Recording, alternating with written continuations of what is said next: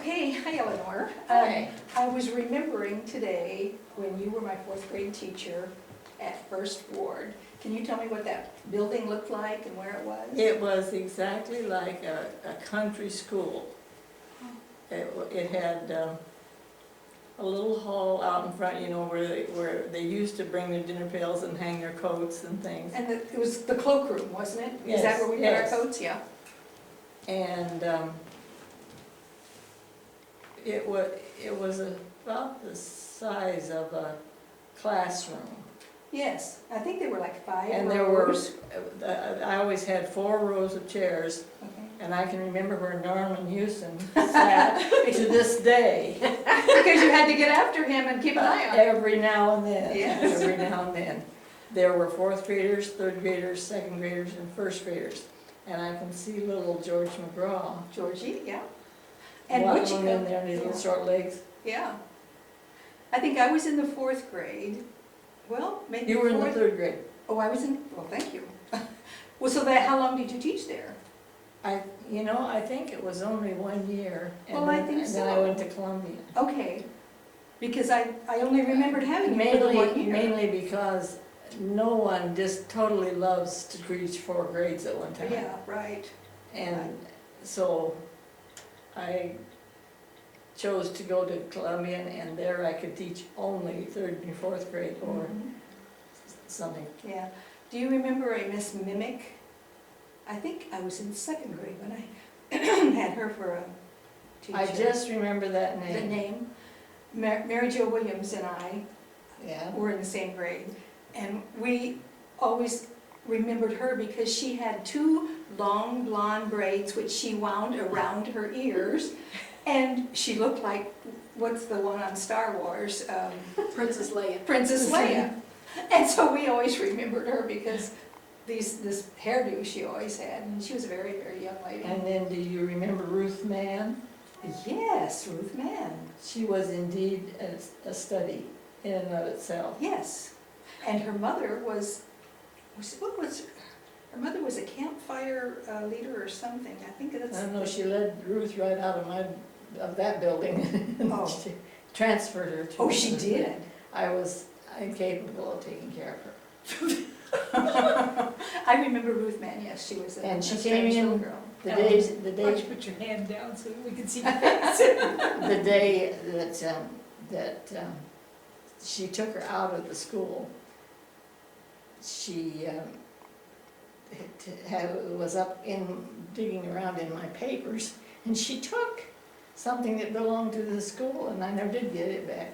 I was gonna ask you what she did, Yeah. and her mother defended her then and said, No, that was the mother. oh, She was there to get Ruth, and it was my fault. Another one I remember. the mother was rummaging in your, Yes, and what and was she picked up this stack of papers, and she took one of the kids' workbooks. And I never got it back. And why was she mad at you? What did you do to her? Well, I didn't take care of Ruth. Oh, okay, okay. And And there was another little man, Teddy, there was a Teddy, do you remember her? she must have was been a little older. sister. She, Oh, older, she okay. must have been older, I Okay. think. Then Jerry Wordley, Uh-huh, and he was Yes. an act all alone. yes. Yeah, and Norman Houston, great big kid, and in trouble, I think. And he used that very foul language. Do you know what, though? Norman was a mechanic then when he grew up. Yes. He had a garage He over wasn't there. dumb. Yes, He, I took my car there one time, and he wrote out this invoice of what he had done. It was the most gorgeous handwriting I have ever seen. You must have taught him that, because it was, and this kid who was always in trouble, I thought he was gonna end up in prison, and ended up with this beautiful handwriting.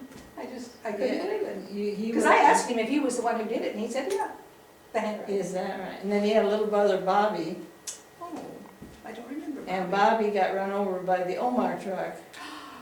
And he had to have a cast on for the whole old long time. I had to take stuff home for him to learn I every day or remember so. that, Omar bread, Yeah. yeah. And Do you remember at recess, the big tree out on the west of the building? There was this gigantic tree that we always played around, and when it got rained, we went out anyway, and there was this mire pit.